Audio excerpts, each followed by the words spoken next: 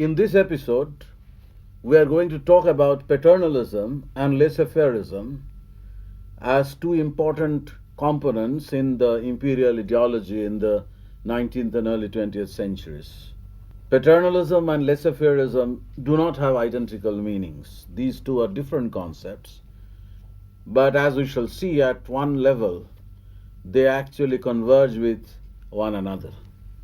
Basically, paternalism means a certain attitude towards Indians being visualized as living in a state of eternal childhood.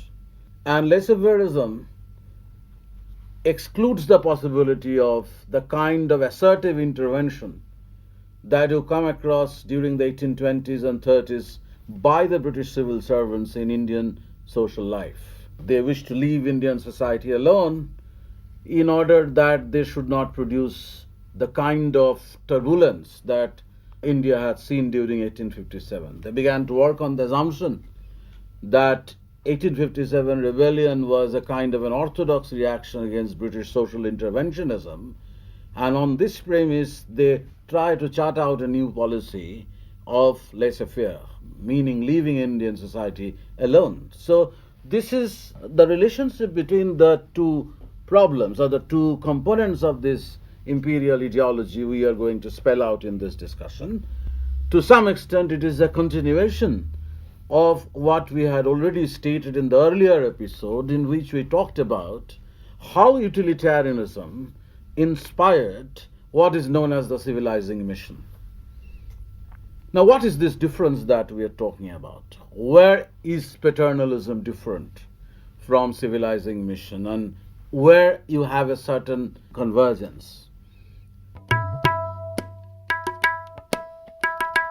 The civilizers were also paternalists, as you can see, because they looked upon Indian society in a state of backwardness, and they believed that with British leadership, with British guardianship, this society will be enabled to become a new West, will be enabled to emerge as a modern society. So there was a certain commitment to India's transformation as a modern society.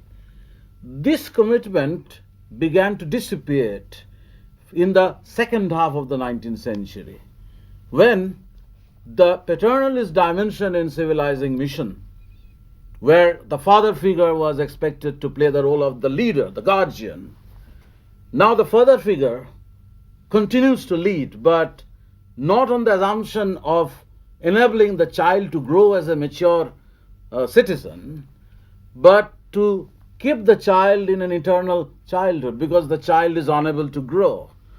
So that is the kind of assumption in paternalist logic which became firmly wedded to the idea of a certain permanent rule. The British were here to rule permanently because there was no possibility for Indians to emerge as a mature race, mature people, capable of managing institutions of self-government. Then what is the alternative to this? Some historians label the system that ruled India as one of bureaucratic despotism. Now, this bureaucratic despotism, as we had suggested, was basically premised on the assumption that you need a despot. So what is this bureaucratic despotism all about? Can you elaborate on this? Yes, of course. I mean, the idea that India had a despotic culture, it's an old idea. You have seen this figuring in James Mill, the idea of Oriental despotism. So James Mill and others believed that the despotic culture, which allowed rule by discretionary methods, needed to be replaced by a system of rule based on laws. Laws should be codified, should be properly intelligible for the subjects. Scope for discretion should be minimum. So it will be a kind of a legal regime that James Mill and others actually visualized. And as a part of this particular attitude, as a part of this reformist program, You have seen introduction of Western institutions, institutions not merely in educational sphere, but in the sphere of legal justice as well. So new courts were set up. Of course, this system continued. But there was an equally strong opinion among a section of the civil servants, even during the 1820s, even in the early part of the 19th century.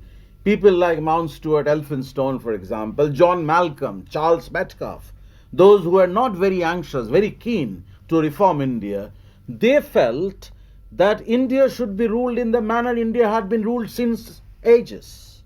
So the idea was that the British bureaucrats in India must practice this despotism in order to attune British administration in India with the political culture of this country. But there was an additional dimension as well, which is derived from utilitarianism. As you know, that utilitarianism had a long history of changes. The early utilitarian philosophy didn't believe in representative government. They believed that whatever governs the best is the best. They believed in the leadership of an educated, wise legislator who were expected to lead the illiterate people to the path of progress. So that was the Benthamite ideal that was later replaced through the English reform movement by a certain commitment that the utilitarians later began to evince for representative government. But that aspect of utilitarianism was never applied to India, because they were working on the assumption that Indians still needed the British guardianship in order to qualify for that elevated status, to be able to manage or to handle institutions of self-government. Now, this particular approach that the more conservative officials of the early 19th century had, which diverged from utilitarian approach to governance, the conservatives believed that the Indian institutions required to be preserved. Indian institutions in agriculture, in rural areas, in matters of governance, in legal matters, all this needed to be preserved. This conservative mentality actually fed into what emerged as a Punjab style of governance, the Punjab School of administration.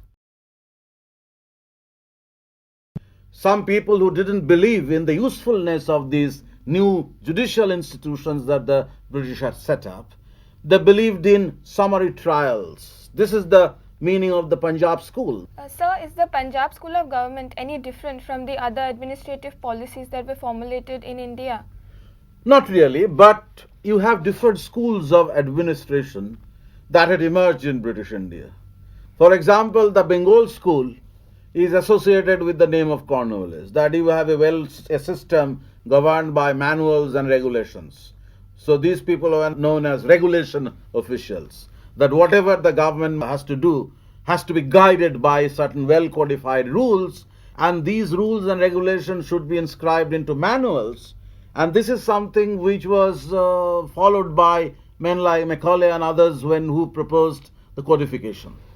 But in contrast, you have a different kind of tradition in Madras, for example, where there was no settlement with the zamindars. There was a direct relationship established by Munro, the architect of the Rayatwari system, with the peasants. These officials who believed in this kind of direct relationship were willing to dispense with the various kinds of institutional regulations that often stood between the peasants and the rulers. Similar attitudes were displayed by the so-called Punjab School of administrators. Men like Henry Lawrence was a resident in Punjab, evincing a certain attitude towards government where rules and regulations didn't matter much.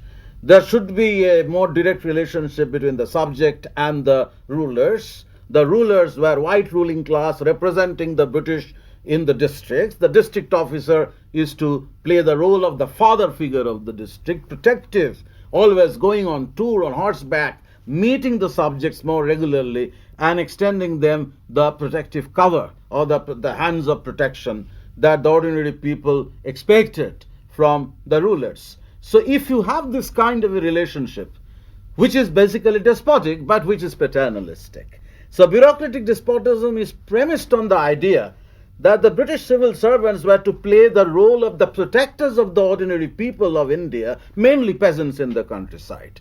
And this particular attitude often found nothing valuable in the regulation.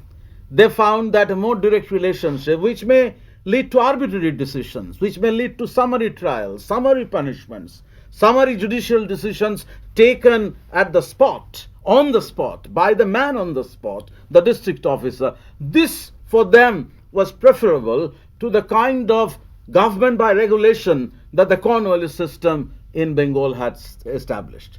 So you have different types of attitudes among officials belonging to different regions, and that is the reason why we actually can distinguish in India different schools of administration. During the period after 1857, in a relatively conservative atmosphere, when the officials were actually looking upon the reformist initiative of the earlier decade as a kind of a risky business, because the 1857 was interpreted as a kind of a reaction to the reformist intervention.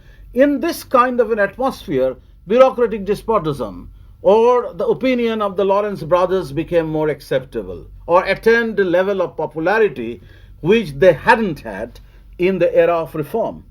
And the entire visualization or the vision of bureaucratic despotism was based on a series of myths about the glorified role or the elevated role or the expected role of the civil servants in the Indian countryside.